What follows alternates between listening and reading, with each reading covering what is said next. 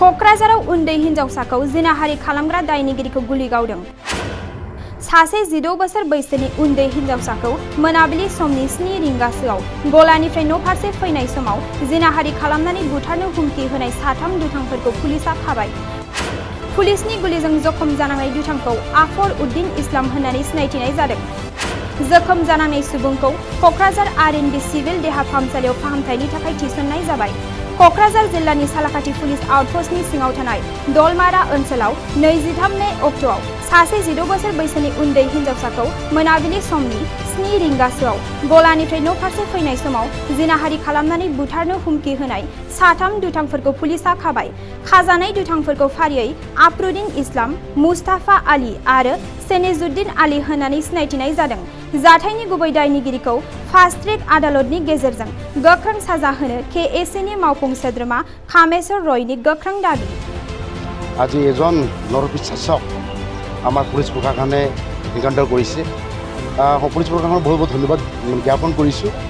আৰু যি এনকাউণ্টাৰ কৰিছে গুলিটো ভৰি লাগিছে, কিন্তু মোৰ মতে গুলিটো বুকুত লাগিলে ভাল আছিল। কাৰণ চাওক, এই এনকাউণ্টাৰ মানে নকৰিলে আপোনাৰ ফাষ্ট ট্ৰেক কৰি কিমান চিলাই থাকিম আমি। এনেকুৱা ঘটনা হৈ থাকিব, বাৰে বাৰে ফাষ্ট ট্ৰেক ক'ম।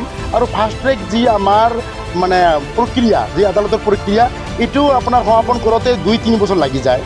আৰু ইয়াত কোনোবা হাইকোৰ্ট কৰে, কোনোবা সুপ্ৰিম কোৰ্ট কৰে।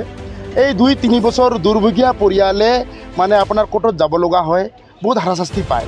এই ক্ষেত্ৰত যি ফাষ্ট ট্ৰেকৰ ব্যৱস্থা আছে, এই ব্যৱস্থাকো নেওচি পিনে আমাৰ যি আজিৰ তাৰিখত মানে এই মানে কালপৃতবিলাকক নিচেজ কৰিবৰ কাৰণে আমাৰ এনকাউণ্টাৰ কৰিলেহে তেখেতসকলে আমাৰ যি দুৰ্ভগীয়া পৰিয়াল অতি সোনকালে নাই পায়। এইকাৰণে পুলিচক মই বহুত বহুত ধন্যবাদ জ্ঞাপন কৰিছোঁ। আৰু যি 2জন কালপিত আছে, সেইবিলাক 2জনকো মানে এনকাউণ্টাৰ কৰিব লাগে। আৰু এনেকুৱা ধৰণৰ যদি এনকাউণ্টাৰ নকৰোঁ, আগন্তুক দিনত এনেকুৱা ঘটনা বাৰে বাৰে হৈ থাকিব। এইটো প্ৰথম ঘটনা নহয়। এই 2-3 মাহ পিছে এনেকুৱা এনকাউণ্টাৰ ঘটনা হৈ থাকে আমাৰ অসমৰ, বিশেষকৈ নামনি অসমৰ ফালে।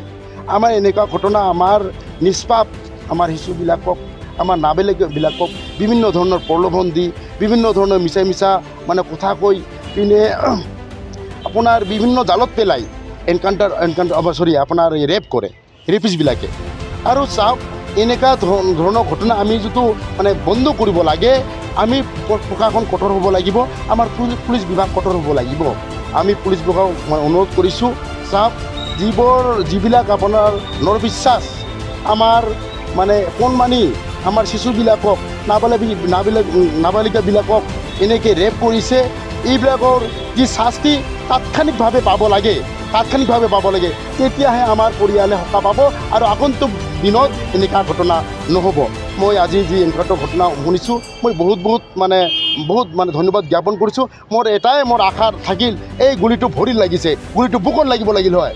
বুকুত লাগিলেহে লগে লগে বিচাৰটো হৈ গ'ল হয়।